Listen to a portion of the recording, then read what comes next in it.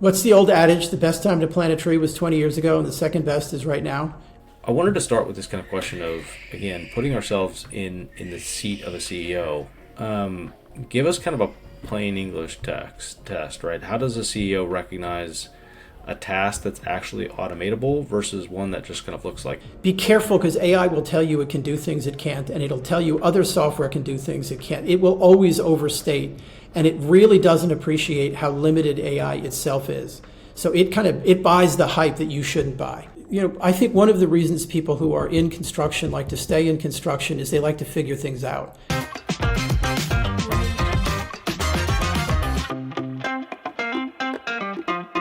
Well, Hugh Seaton, welcome back to the show. How you doing, man? Good. Thanks for having me. Yeah. So last time you sat in the chair, Link was a software company, and now you're a consulting company for contractors. So maybe just to dig into it, what does that actually mean? Yeah, and even then we were doing a lot of consulting, and we've pivoted what was a SaaS product that focused on specifications and submittals and all that stuff to more of an integration platform that allows us to prototype for clients and really test things while we're recommending them. So what does consulting mean? I mean, it can mean a lot of things, right? But what we do is work with primarily general contractors with a couple of trade contractors here and there, help them on their AI journey from where they are. Now, sometimes that is a board briefing. Most often, though, that's what we would call an AI strategy engagement. And that's we didn't come up with that word. A lot of people use that. But for us, that means understanding where the business is, where they want to bring it, where the people in the business are, because leadership might be one place and the field might be in another. Understanding like what pain points are. There's a pretty common group of what the pain points are, but what are specific to that company and the teams that they're working with.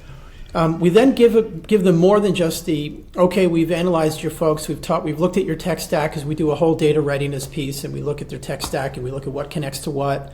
Most people are in Copilot, so we spend a lot of time calibrating what they've chosen to do and what they've built, because behind Copilot there's other stuff like Fabric and so on. And then come back to them and say, here's what we think the next 36 months look like. Obviously, it gets a little vaguer as you get out for a couple of reasons we'll probably talk about later. But really, what does the next week look like? What does the next quarter look like? Here's what we think you should focus on. Here's where we think your staffing might be augmented or it might move people around, so that it isn't just saying, here's a beautiful presentation, here's our brilliant thinking, Godspeed. Really focused on implementation. So even if we're not doing the implementation, it's really critical that we have had the conversations before final delivery about, here's what you're going to need to do, and we've talked to people about it before then to make sure that the pacing works for that company. Interesting. I can imagine there's some variability in terms of, an E&R top 25 company versus maybe a downstream regional contractor in terms of how they're approaching you. Are you finding that the first conversation is around like, hey, what is Claude? Or is it more strategic and tactical, and there's a baseline understanding of what the AI landscape can enable for their business? That's a great question, because what I don't find is anyone who needs to know what Claude is. So the industry is now, and look, people have been anxious about this for at least 6 months, if not longer in some cases. So most, certainly at the leadership level, and frankly across the business, most people are using some chatbot one way or the other, right? So, and Copilot a version of it comes for free, so people have played with it. Most companies are on the Microsoft stack. The difference between different companies, and it obviously it does follow how big the company is broadly, but man, the difference between some companies and others, and some of that's just luck. Like, one company that we've talked to, they're the founder of the company, they've since sold, but was very focused on process and standardization, which really sets them up for where they are now, way ahead of where you would think given their revenue number. A lot of other companies that are pretty big have just grown super fast, and their process isn't that great and their data is not that great. So it isn't as clean as how big they are. You know that. You met a bunch of contractors. Some of it's luck, some of it's what leadership focused on early. Also, I've run into a number of contractors where people that are excellent at construction also are like weekend coders. And you can't really hire for that. Like, you're like, did you hire them? They're like, no, they've been in the company 20 years. They just do this on the weekend. Like, okay, I build model cars, and this guy codes Python. So you can't control for that. But what's cool is this has been in market long enough, and there's enough hype that there are definitely, in every contractor, there are pockets of people doing pretty wild stuff. Yeah. And and finding that and saying, what do we do with that? Well, this person can't be the CIO, they're in the safety team. But maybe we can make sure that the things they're doing, we turn into something other people can learn from without having to learn as deeply as they did. Are you finding that the CEO or COO is delegating this task of, hey, we need an AI strategy, we need an associated data strategy? Are they taking it on themselves? That is dependent on size. Yeah. Yeah, smaller companies, and by smaller, I still mean $500 million companies. Right. The CEO is almost definitely leading it. And I'll tell you, there was a really interesting study from KPMG like 2 weeks ago where they found that when the CEO owns AI, it's like 3 times more effective than when not. Yeah. So honestly, if you're an $8 billion, $10 billion contractor, the CEO can't do that. But it has to be someone seriously senior that's doing it, someone with the organizational, ability to write an email and stuff happens. Because the reality is, when you're trying to actually do this, you get to a place where people are on projects. This can't be their priority. Right. So and it won't be, right? So when you have someone senior enough, you still get their attention. Otherwise, it is really hard to get meetings with people. And I don't begrudge them that. Like they got a building to pull out of the ground. How are you finding those first interactions are with a group or a committee, or are you part of the process of kind of helping them around how they should approach building that consensus?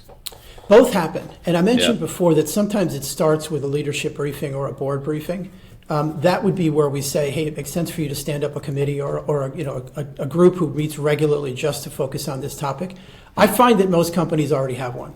I find that by now most companies have an AI committee of some kind. So say we're kind of in the middle of this implementation. You're interacting with the leadership team. You're starting to develop like what the path forward is looking like.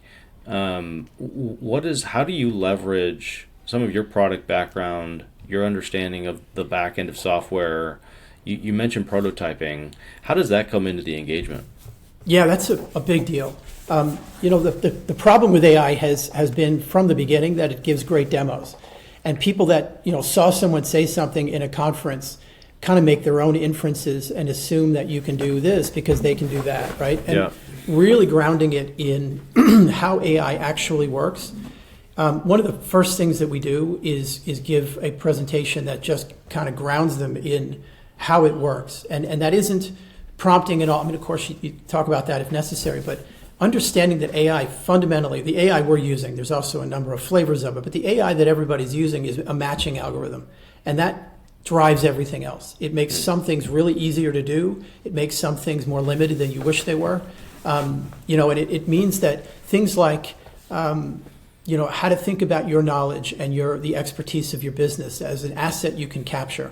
Okay, well, what does that mean, and how do you organize things so that you can do that? An example is, I don't love the term human in the loop. That's a throwaway that it's not. Look, it made sense when people started using it, but like everything, it starts becoming a throwaway. Oh, we'll keep human in the loop. Well, what do you mean by that? Well, usually they mean we're going to automate something, and then we're going to have an approval at the end. Fair enough. First of all, you can't automate as much as you think you can. And there's a lot of value people add in the process. When you try to automate a thing, you realize how smart people are. Even the guy that you don't think is that bright is adding a ton of value in the process. So, if you pull people out of it, it isn't just that you're gonna have a little bit of pain later when you think you automated something you couldn't. But you introduce humans new in a risk. loop are destroyed souls, right? Like no one aspires to be a human in a loop. Yeah, that's right. And so I think That's right. that, absolutely to your point, like that is the opposite of purpose. I love that you brought it back to purpose. That's right. So you have a collection of 300 to a couple thousand people. How do we elevate them? And you hear people hint at this, like automate the drudgery, totally. But why? Like, why, is it just so that they can get home early, which is not a bad goal on its own? Yep. Everyone knows construction hours are longer than they should be, and but really, you need to be thinking about what is the expertise, and how do I preserve that? How do I give people more time to think, more time to talk to each other, more time to be on the site or go to a sub or whatever it is that is really, really human and really complex. It's hard to know if somebody's really going to show up with the 4 people they said they would instead of 3 until you know the person and you spent time with them. And they've heard your voice saying, you're bringing 4, right? So that takes time, though. Like not every phone call goes through. It takes a minute to get to people. I mean, I'm getting into the weeds, but whatever you can do to elevate the things that are that humans need to be there for. And there's another part to that. Some of what you might capture when an agent is running or when a system is running can also be recycled as helping juniors to learn too. And that's a really big one that comes up. Is everybody has realized that nobody can take turn-by-turn directions anymore. Nobody remembers any phone number except maybe their mom's. So they're all like, oh my God, I learned I am as good as I am as a 40-year-old because I'm not 40. I wish I were. But as someone who's, in my career but mid-career, I'm as good as I am because I spent all that time grinding through specs to do submittal review. Well, okay, do you need to grind that much? Probably not. But the reality is some of that stuff is the foundation, as painful as it is, of later expertise. So how do you respect that and say, we want the benefits of automating the drudgery, but we want to also preserve enough of that and maybe make it into something where the senior people know that we want to grow they do this anyway. We want to grow our people. So how do we create, implementations or let's call them implementations, so that we're capturing things, we're feeding it back to the juniors so they have a little more context. People in their 20s are very often pretty eager to learn this stuff, and they're in construction because they like to know how things work. So I think the other thing I'd say real quick is there are grumpy people out there, but almost everybody loves to be a mentor. I mean, it depends on the moment, right? Like when there's time pressure, no one wants to be a mentor, but most people like that they're an expert in something and somebody's listening to them. So if you give them that opportunity, a lot of people will benefit from it. You're going to find people that don't. You always do. But I find that construction especially is the kind of industry where people like that. They like being a mentor. Yeah, there's definitely more. There's more of a handoff or a desire for handoff of kind of legacy information, even if it isn't explicit. There's kind of this understanding that through osmosis, there's going to be some kind of handoff of what my experience to the next generation. So, I like Palantir is obviously in the headlines. They signed a big deal with McCarthy. We've talked about it on a previous episode. They, the more you kind of pull back the curtain on Palantir, it's really a consulting agency, right? That kind of builds products around an organization that they're working with. What would you say, from the outside looking in, domain expertise, I think, is really important. Obviously, they don't have that. Maybe they've hired some of that internally. But what do you think is their approach as they look to kind of layer over data? And is there a juxtaposition to how you're interacting with companies to Palantir, or are we still learning about what Palantir is actually doing in our industry? Yeah, I think there's a few layers to this. One of them is Palantir was founded by a number of people, but the soul of the company is Alex Karp, and he's a philosopher first. I think even that was his degree, but you can kind of hear it when he's not jumping on a chair and screaming like Tom Cruise. You can hear it in how he talks.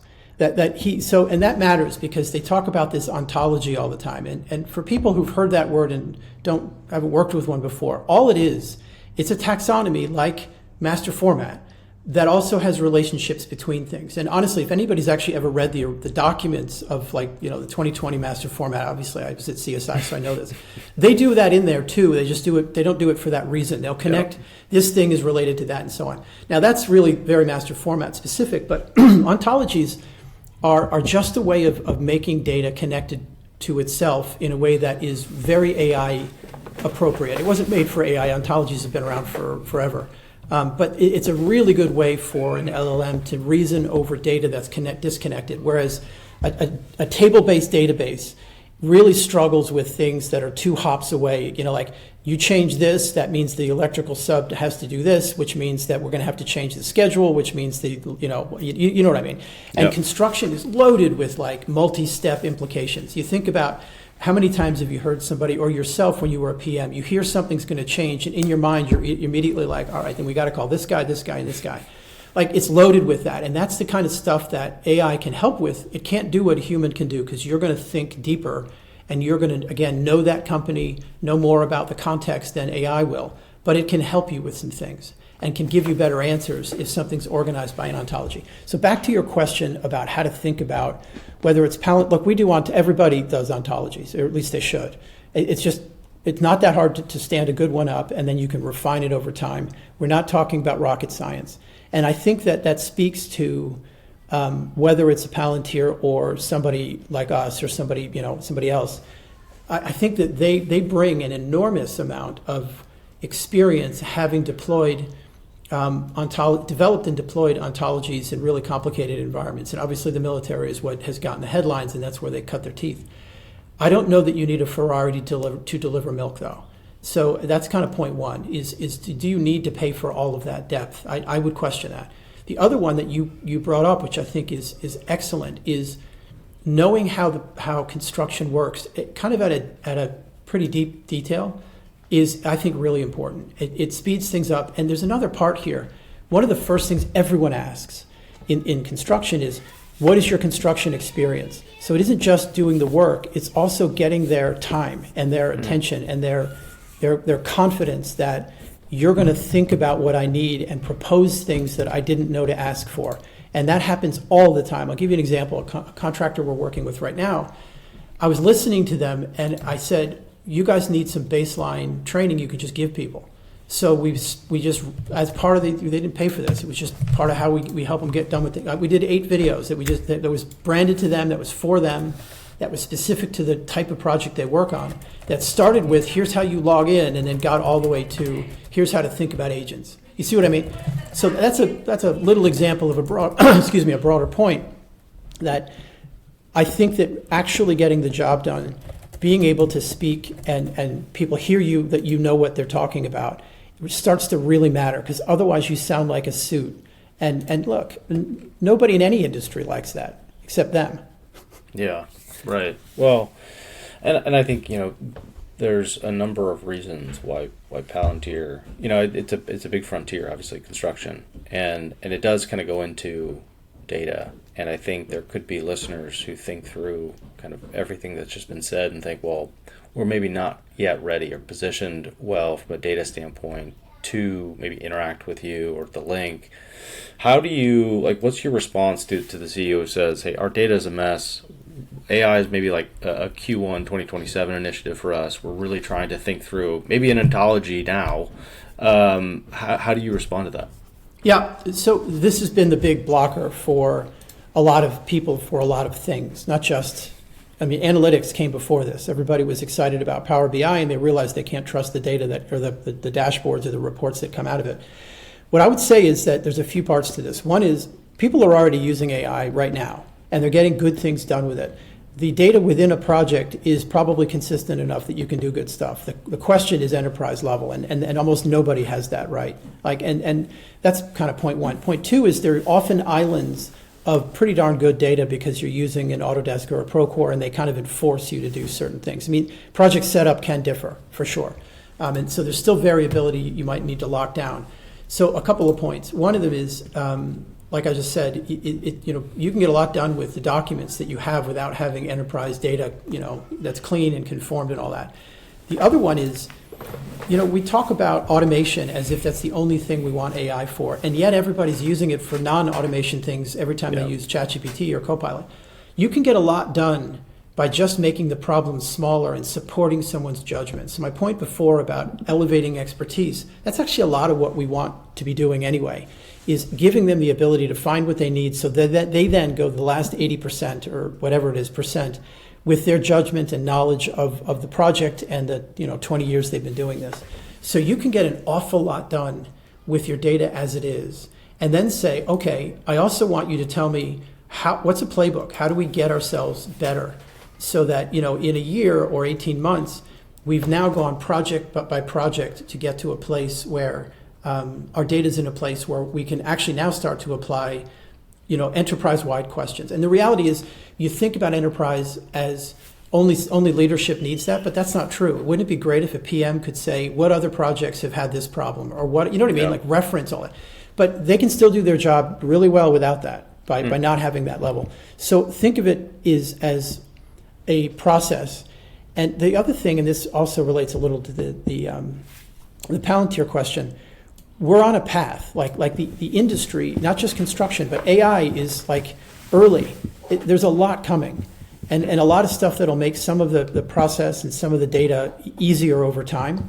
Definitely the infrastructure for really dealing with lots and lots of data is still in its infancy. That's been a big focus for folks like Databricks. That's why Microsoft has Fabric, which is made for that. That stuff's still early and it's still being worked out. Well, and I think also another response to that CEO who's maybe thinking they need to start from a data foundation standpoint is also building a solution without a real clear understanding of the end or the outcome or the use cases you're trying to drive to is a little flawed, right? And so by having a conversation with you and understanding what that outcome is that you're trying to drive to, it's really going to change the structure, I'd imagine, of that data strategy. Is definitely going to change the strategy. You're absolutely right. It's also going to change what you do when.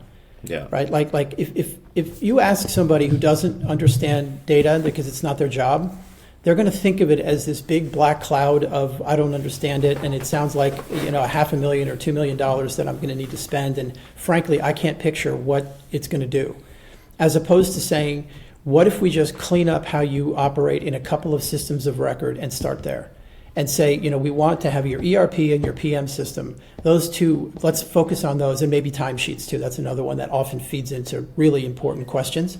But my point is, you don't have to say, I want to go root and branch and change what everybody does. If you can do that, that's wonderful. But it's a real commitment that most companies just struggle with, because what's the trade-off? Everything is a trade-off. If I'm going to spend management time and attention, because it needs to be, so the CEO or the lead is saying, I'm going to spend 10 to 15% of my time just on this, that's 10 to 15% of their time they can't do with clients, with customers they work with over and over again, and all of the other things that they get paid for. So thinking about where you might use it, and then saying, great, well then where do we start, and how does that enable the next step and the next step and the next step? And as I say, often it's a good idea to say, rather than try to clean everything up, let's clean up pieces and then start to see value and then go from there.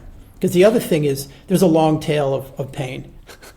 There's stuff in the middle because it's in a system of record that's much easier to do than some of the other stuff.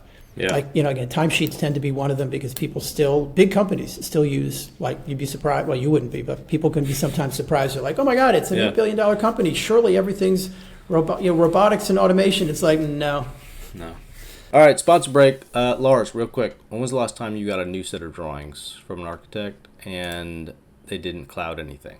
Well, the one that cost me a couple $100,000 was back, I think, in 2017. So, yeah, lesson learned there. Yeah, so what I like about what Trick Tools is building is they're looking at tools to help kind of remove the mundane from the job site. And I, same as you, every time there was a bulletin or an addendum, I would go back to the designers and ask them to at least highlight or give me a cover letter on the changes. And that was always like pulling like teeth. But Trunk Tools is now automating that. So you get a bulletin come in, it automatically highlights the changes.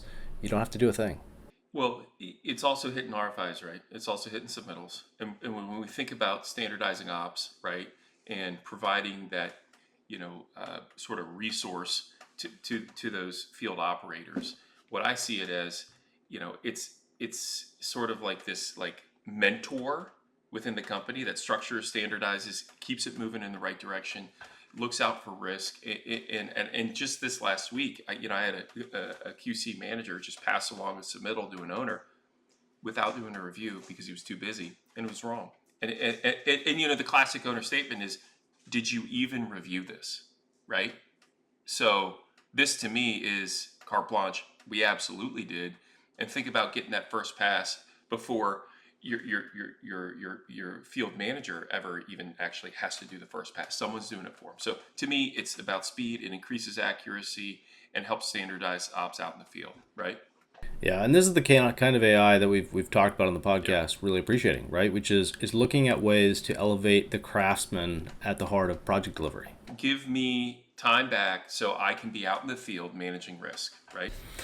So maybe let's scenario play this. You're the CEO of a $500 million contractor.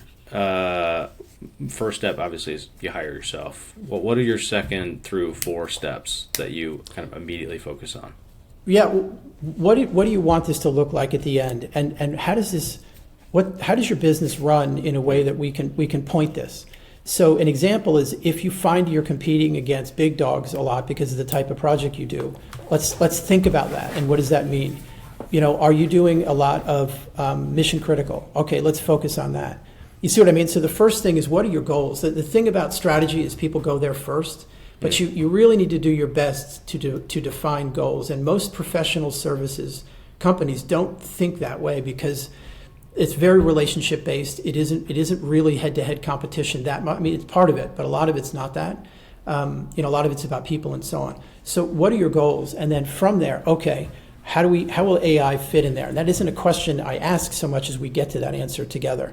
Then we go talk to the second tier of leadership and what are their teams doing? What are they actually? A lot of this also is discovery of what AI they're currently doing, because we are at that point now where, and again, you'll find a GM that like I said, that writes Python, so he's built his own agents. And are those agents reliable? Does he know how to do that yet, even though he knew how to wire them up? So right. Maybe not. And so the next piece after that is going into the organization. One of the things that you hear a lot about that I think is a bit of a misconception is then we got to map your workflows.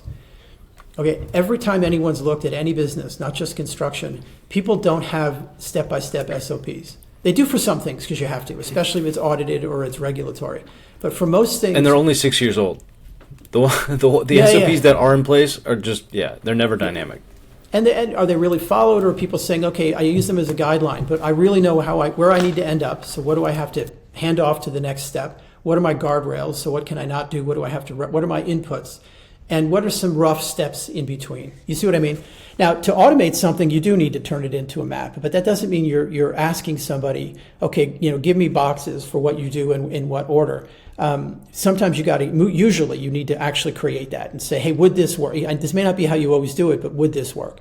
And then you can start to say, well, all right, of those pieces, what can we automate? And the automation question it's not as hard as people sound. It's just not you can't automate as much as people think you can. Yeah, nor do I think we always want to or should need to, or I don't know, some version of that. I think there is a problem of, at times, and we've talked about this before, we've set ourselves up as if like AI is this inevitable engine, and we just kind of are like sitting at its mercy. Like, we do still have the opportunity to say, what do we want to do versus what do we want to automate? I don't think we always start with that, which I think is a problem. But maybe back to the maybe Palantir side of this. So Carp had some comments recently raising some concerns about token usage of OpenAI and Anthropic, and essentially kind of calling out the fact that it's a little bit of not extortion, but the business practice needs to be maybe thought through by CEOs. How do you think about that as you advise these companies? Do you start there? Is that something that you kind of do some quarterly check-ins around spend? I was talking to a buddy who worked for a SaaS company that does $75 million in revenue, and their spend is already forecasted to be beyond $2 million for the year. And so, and their kind of conversation as a leadership team is like, how do we map all this to ROI? And it's very hard to do, obviously. Yeah, I think software companies are different from a contractor because they're doing really heavy coding. So hearing about big token use, there's a few things to this. One of them is, I've heard people say, are they, they're subsidizing the tokens so they can lock us in and then ratchet it up later, and I don't love that kind of going right to the other guy is evil. or this is some strategy that we've seen before. I think it slows down or stops you from thinking about what's really happening over time. So think about what happened in April. Everyone, it's certainly on the West Coast, was talking about token maxing. Like, I want everyone to use as many tokens as they can because I want them exploring how this might work. And then, 6 weeks later, everyone's like, oh my God, don't do that, right? Like, dumb incentive. Now, that's not really a risk at most contractors, but it's still a good question, and I want to stick with it for a minute. But what happened then is, oh my God, we got to be token efficient. And then a little while later, like right now, oh, we should look at open models. And then you have, Alex Karp, who kind of jumped on that bandwagon because it's right now, it's a thing. History has shown that every infrastructure build out, which is what we're in the middle of, and tokens are the result of that, right? They always overshoot every single time. The railroads, broadband, wireless, everybody overshoots. Chips do this. Every 20 years, there's a chip cycle where they build too much because and then there's a glut, then there's a blah, blah. And the reason for that is you just can't time it right. When it takes 6 months to 2 years to build something, you're never going to time it right, and there's plenty of money around to say, I'll invest.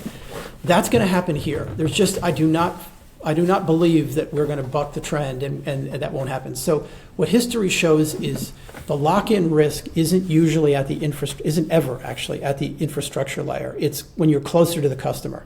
So I would be more worried about a Palantir, and I'd be more worried about a Microsoft as who's going to lock you in. And frankly, at scale, it's Microsoft, not Palantir. They're too expensive for most contractors, and they're pretty invasive and so on. So I don't know that you're going to find Palantir's penetration gets that deep. I think you're going to find, the McCarthy scale companies. And remember also, McCarthy has been pretty data forward for years. I remember 5 years ago, I saw them talking about pretty sophisticated data lakes. So they've been really focused on this problem for a while. So they're much more likely to say, we want that Ferrari to deliver our milk. They did Glean also earlier than everybody else, and it's interesting they got off it, I think kind of quickly. So just to finish the point, yes, you should be thinking about this, the cost this is going to be. Governance is going to need to be part of it anyway, because what works on Monday might not work in 3 weeks or 3 months, and by that I mean an agent can drift. The tools that you're using, the documents you're using, the reference documents, and all that can drift over time. So unlike SaaS, it isn't like install it, train people, and then don't think about it again. You're going to need to govern this forever. It's a new skill that the CIO's office or the IT team is going to have. That's going to include what you just talked about. Are we using open models, and are we even hosting some on-prem? Because I think that's the other thing that's going to really change this is, you're going to find that AI is available in a lot of different places. It's not just going to be an API to Claude or whatever. It's going to be stuff that you host. It's going to be stuff that people host for you. It's going to maybe on-prem if you've got. I think on-prem is going to make more sense now than it maybe did a year ago, for certain data types and certain project types. Well, and I think we'll maybe get into the model landscape a bit later, but I think there is even a lot of work to be done in understanding what tasks kind of map to different models, right? Like, not every task is going to need the Fable the model in terms of compute, and understanding maybe an open source model might be able to kind of be the underlying foundation for this group of tasks and being able to differentiate that. But I wanted to start with this kind of question of, again, putting ourselves in the seat of a CEO.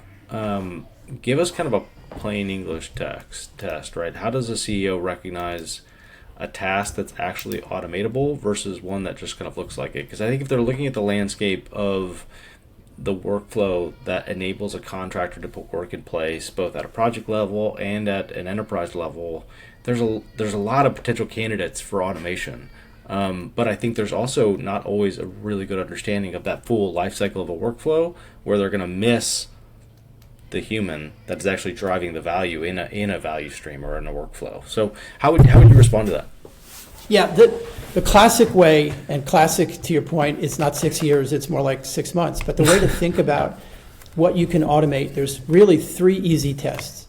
One is, could I list all of the inputs that are part of this? Doesn't mean every time you run it, it's the same 2 or 3 things, but maybe it's only ever 5, 6, 10, whatever. So if I can list all of the inputs, it's what we call bounded. So there's a limit to it, right? The next one is obviously, is it repeated? If we don't do this a lot, it doesn't make any sense. The really hard part is, can I verify it? Can I tell you this is what good looks like? Because I mentioned before, and this is why understanding how AI works is it's not that hard to get the fundamental idea of how it works, kind of a theory. It's a matching algorithm. So if I can't give it something it can match its output against and say that looks right, and it's complete. It's not almost there. It's 100%. Like yes, this works. You'll hear the term evaluations. You'll hear the term evals, which why not make it shorter, right? That's what that means. Is can I write an eval or a set of them? It doesn't only have to be one. That says, yes, the AI can go and say, now I've gone and automated this thing, and here's my output, and now I want to check it against that eval. And if I can't do that, then I can't automate it. But again, it doesn't mean you don't do something. It just means you say, maybe it's not an eval, maybe it's just a filter, and it says, okay, it's mostly right, Stephen, have a look. And here's what I found. And AI is pretty good at that, right? It's pretty good at saying, I took what you did, I did what you told me, and I checked it against other references.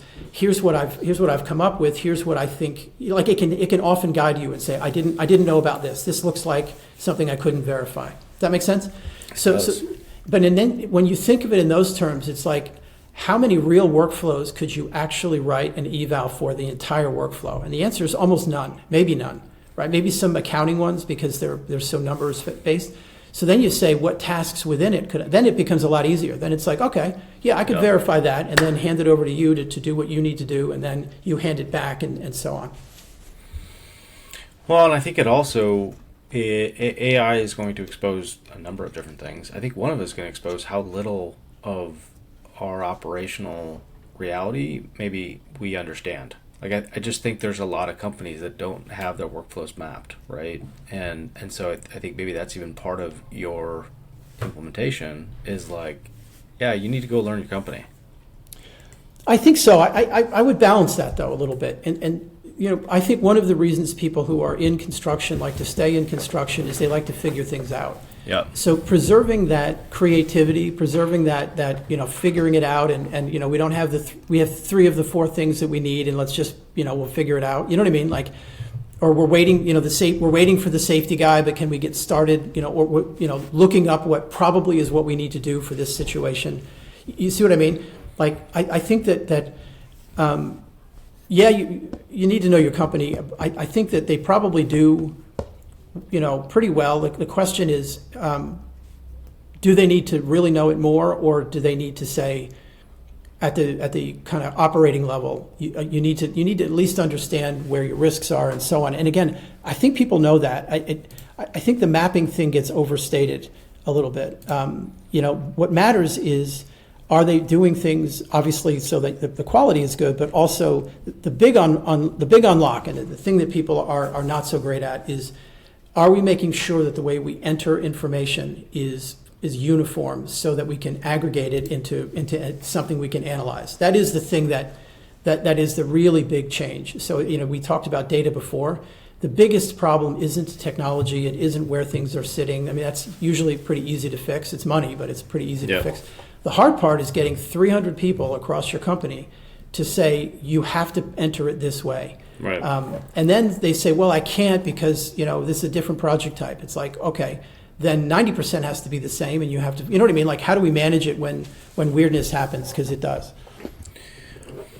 So, one of my maybe operating theses is that there's like 2 parallels that are there's 2 things in motion happening maybe in this kind of AI landscape. At the individual level, it's everyone like me figuring out how I can use AI to be a better professional, to be all the different things, right?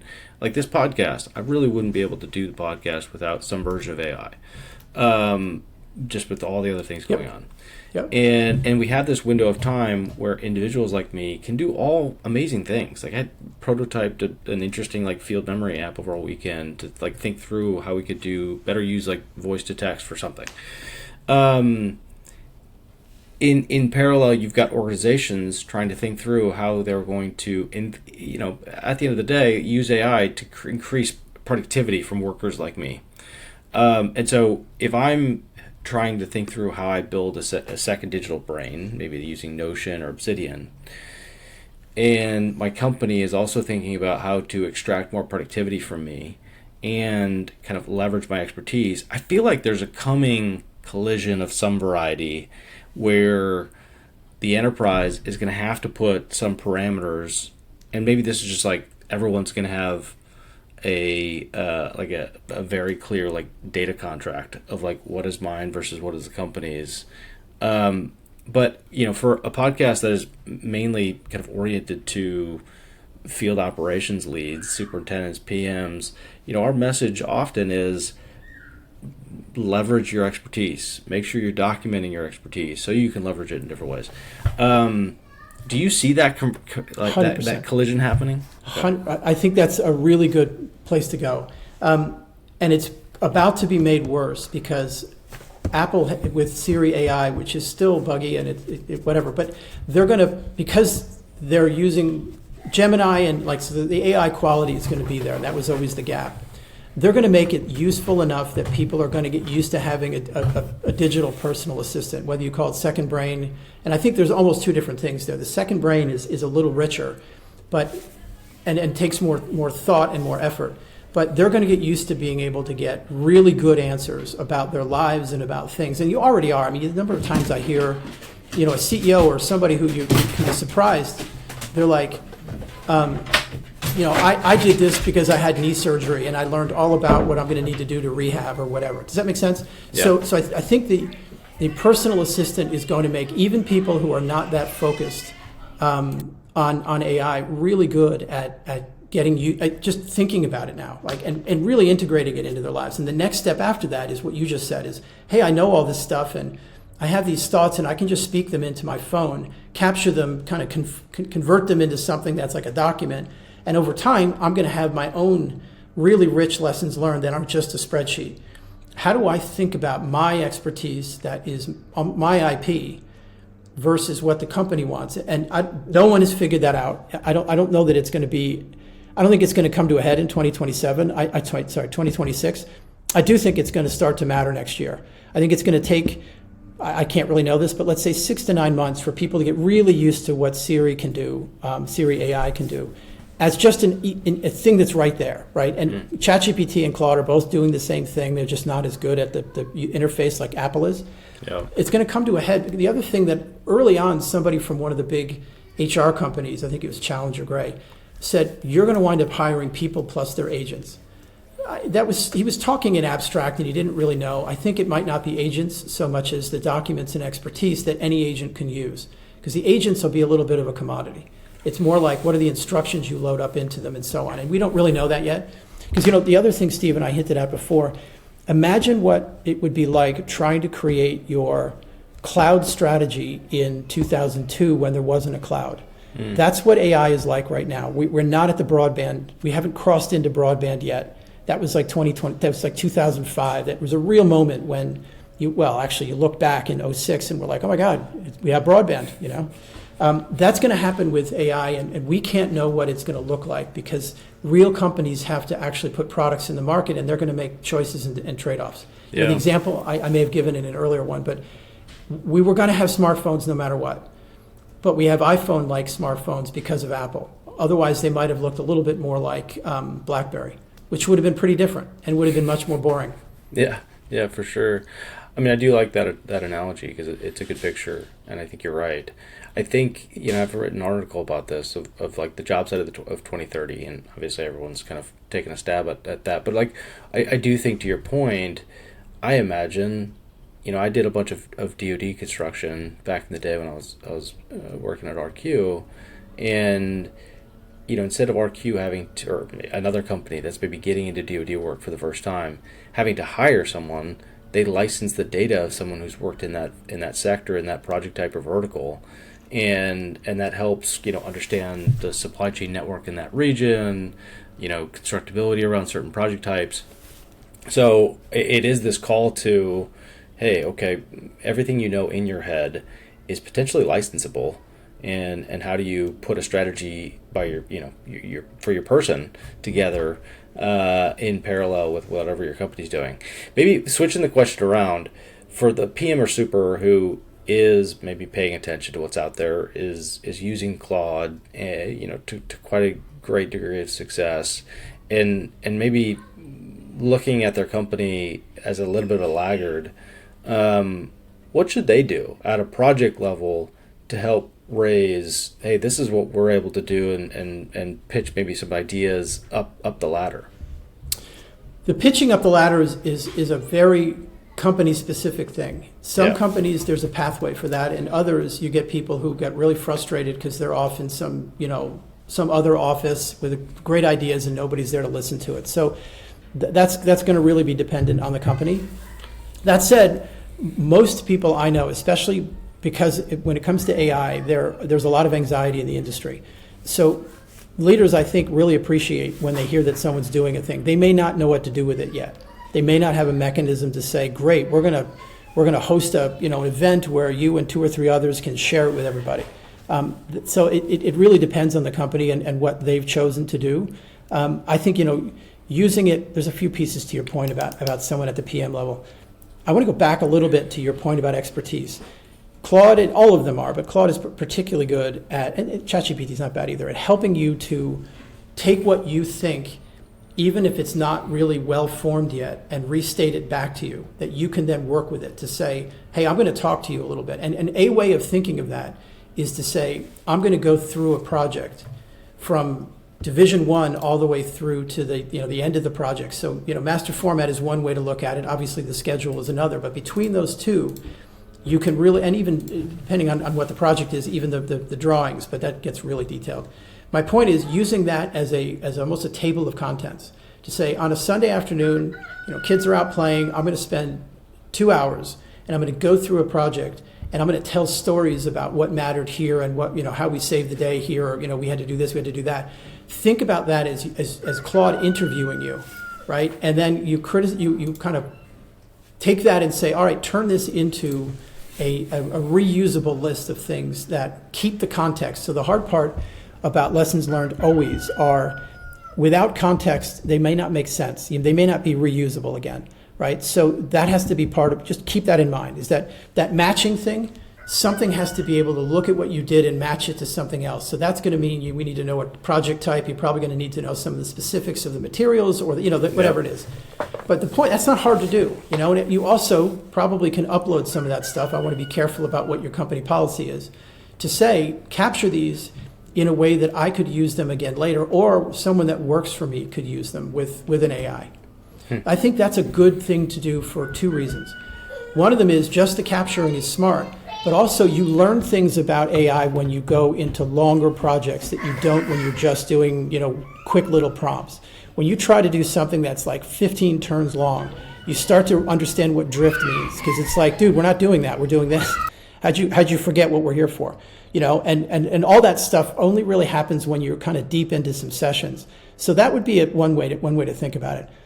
The other one, back to your point about how could they either sell something in or use it for their own projects, definitely keep an eye on what the company's policies are, just to make sure you're not using a tool you shouldn't use and so on. But after that, I think it's a really good idea to think about what could we spin up. What could I get a PE and say, hey, I'm going to need you to take 2 hours, go into Copilot and see if you can automate that thing. And if he says, I don't know how to do that, it's like, that's the point of AI. Tell it what you want to do and tell it to give you step-by-step directions. So A, you're learning as the PM, but B, you're growing your PE to be better at that stuff. You know what I mean? And then you can say, we're going to have a meeting and I want to know what you found. What didn't work? What did work? What was easier than you thought? So on and so forth. And that shouldn't take an enormous amount of time. No one has a lot of time to spare. But that's a good way of thinking about it, because I think you're going to find maybe it isn't efficiency per se, but less time on answering silly questions. Like you can spend more time on the hard stuff and less on just catching obvious mistakes. Yeah, I think the whole ask the model what you're trying to learn about the model is a really underrated approach to 100%. First embracing AI. Yeah, I think it's a great point. Well, it's such a weird idea. Yeah. Right? Like, you can't ask your car how to fix itself. Like, the fact that it's the first technology in history that can do an okay. Now, I will tell you, be careful, because AI will tell you it can do things it can't, and it'll tell you other software can do things it can't. It will always overstate, and it really doesn't appreciate how limited AI itself is. So it buys the hype that you shouldn't buy. You know what I mean? So it'll say it can do things that absolutely underestimate how bad the inputs are or how variable things can be. So take it as a guide and just discount it a little bit and really try it out, and actually call it out. The other thing is to say, I need you to make sure that we wouldn't run into errors or hallucinations or confabulations. That's the other thing, is sometimes it looks right, but it's taken two ideas and combined them, or it inferred, if that's true, that must be true. So it doesn't read like a bad fact, but it's still not right. But I think even that's what's interesting about where we're at now is you can not just ask it kind of theory, hey, what can you do? Then go do it and then see how well it does, right? Like that's the thing that's kind of blowing my mind with Claude Code right now is, it has a really deep understanding of its abilities to integrate with almost everything. And it'll go try, and it'll tell you exactly what broke. It'll tell you exactly how to potentially fix it. So yeah, I think the whole approach of just trying it, I think is underrated. That is, though, back to the token thing. What you just talked about is a different level from what I was talking about, which is a little bit more words. If you need to know that if people are going to go try to spin things up, that is where tokens start to matter, because that is where tokens get burned a lot. And it's okay. I think it's just, you want to budget it, and you want to say, all right, you have a $300 a month budget to go try things, and if you need more than that, tell us. Pitch us for why you need $1,000 or something.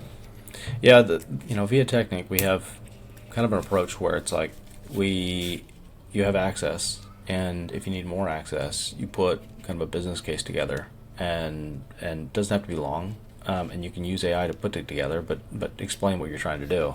Yep. KP Reddy kind of had the comment of the kind of token usage as the new timesheet, and I'd be interested to get an update from him if he still thinks that. But it's this idea of like your output is being measured by token usage, and your kind of impact on the business is associated to that. So I think that makes a lot of sense in the businesses that he's in, where there's a lot of analysis, there's a lot of code, there's a lot of presentation and so on. I'm not sure that fits for construction. So much of the value is two people talking to each other, or thinking and so on. So I don't know that it's not. I think it's an interesting thing to keep an eye on and say, hey, and I think, if anything, token usage is a way of thinking about where your pockets of like self-taught experts are, right? As you're transforming the company, nothing is better than somebody who is a peer saying, I can do this. That's a great point.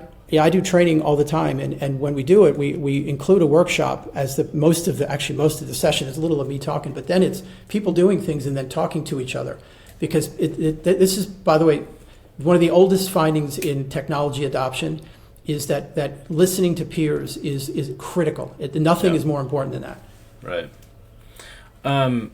Here's a question. So you're advising CEO, president, leadership team.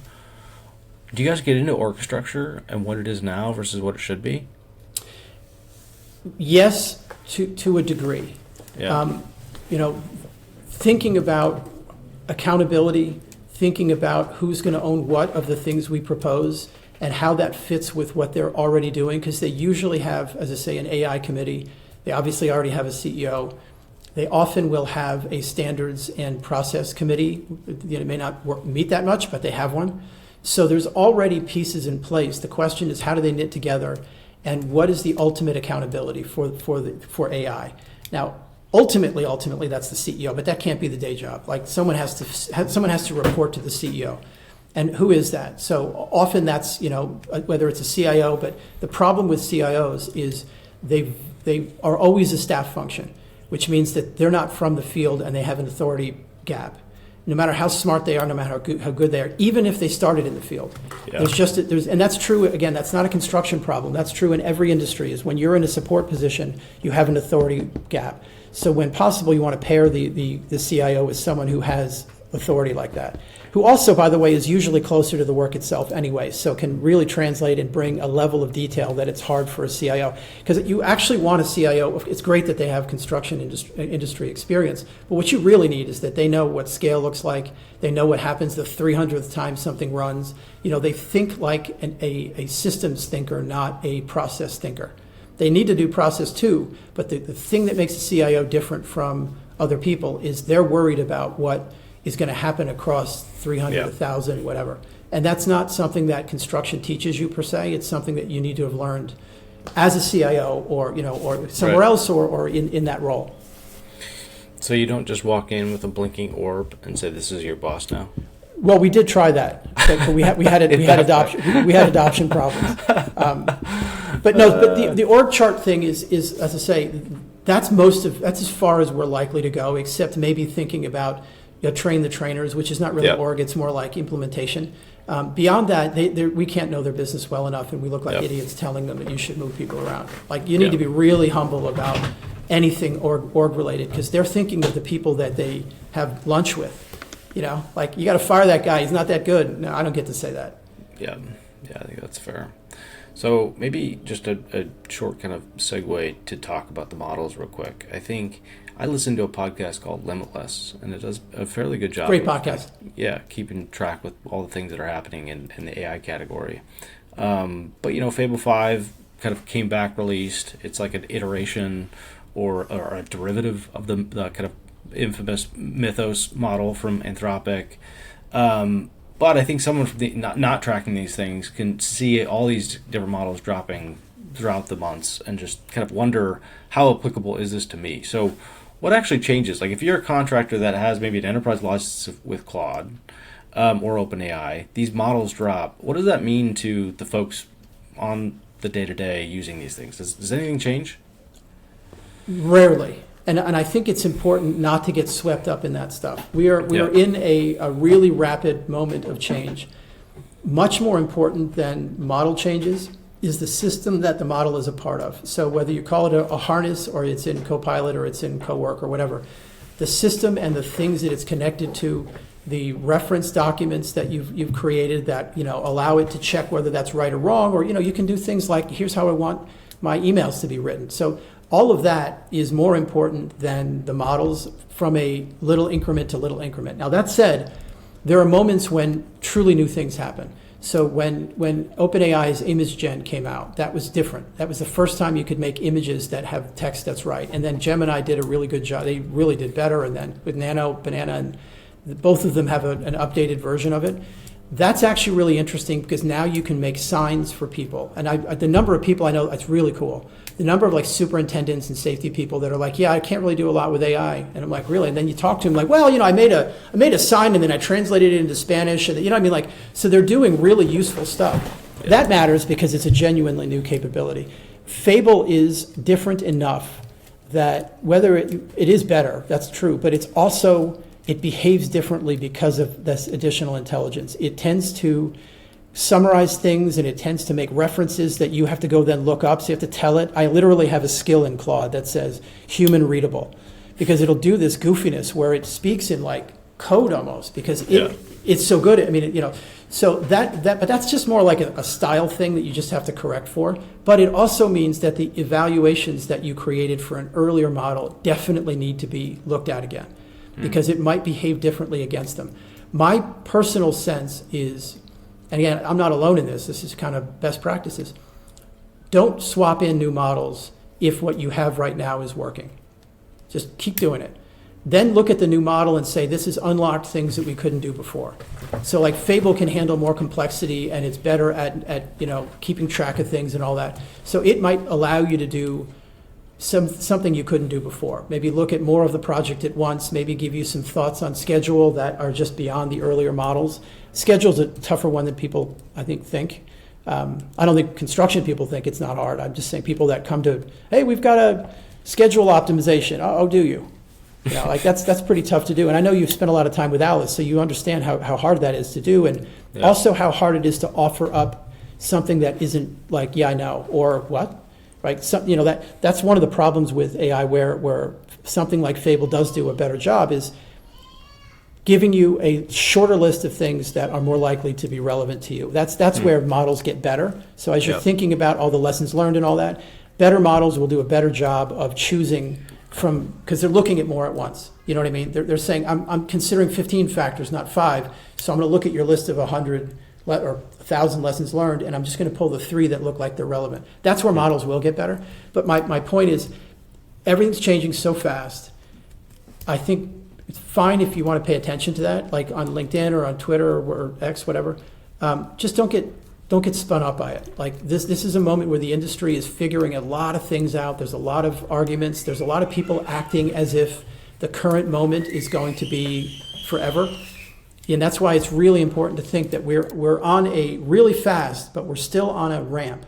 Things are changing and big things haven't been fully worked out yet. So don't get too caught up in what you're hearing on LinkedIn or on X, because a lot of that's just people who I guess have more time than they need, you know, like, and they get all wound up about this is the strategy, they're going to screw us. It's like, maybe not the way you think. Like, they need to make a lot of money. But I think the analogy is like, if we're all runners and the models are shoes, if you haven't gone for a jog in 3 months, like it doesn't really matter if you buy the latest like cushion Nike Max Air Pro. Like just like go for a jog, you know? That's right. Well, and you know, there's a term that they use. It came from the benchmarks where they call it saturated. So the model is so good that it's at 95% or 99% of that benchmark. So it's saturated. That idea also works for tasks. So you ask yourself, did GPT-4, was that good enough for this little thing that I need? Great. Yeah. Then I don't need to pay all that much money. And the model makers know that too. That's why they're trying to make these router models that will look at your request and your task and route it to the. It's harder to do than people think. Yeah, they tried it like 2 years ago and it failed. This was ChatGPT. They did a router. So what you will absolutely get to the point I think you're generally saying is you're going to get to a place where certainly a company, but even an individual, you're going to have like 3 or 4 levels of models, and either you're doing it, which no one remembers to do, or the model or the system itself is going to say, this looks like that kind of task, I can route it to Sonnet. This looks like it's hard. Until we figure it out, we're going to have Fable look at it. And the other thing you're seeing, and again, who knows what this lasts, Fable is is the start, and then it delegates to smaller models. And Claude is definitely looking at doing that. How exactly it works, we'll see. So last question, Hugh. A lot of nuggets in this conversation, so I appreciate it. Let's maybe put ourselves in the shoes of an organizational leader who is feeling behind. I think everyone generally feels behind, right? And whether or not they're the CEO, president, or on the leadership team, maybe they're not using it themselves, not using any variety of Claude or anything. We've spoken to just maybe what that start looks like, but what would be the overarching message to that person? What's the old adage? The best time to plant a tree was 20 years ago, and the second best is right now. Yeah. I think the thing I would say is, yes, you should start if you haven't started. Yes, you should accelerate if you have started, but don't get overwhelmed by it. And remember, you already know the hard stuff. Knowing how to run a construction company is infinitely more complex than what they need to know about AI. This is just another tool, right? Of course, there's complexity behind the scenes, but they don't need to know that any more than they need to know how to build a drill or a backhoe. You know what I mean? Like they already know the hard stuff. The really valuable information is in their minds and in their employees.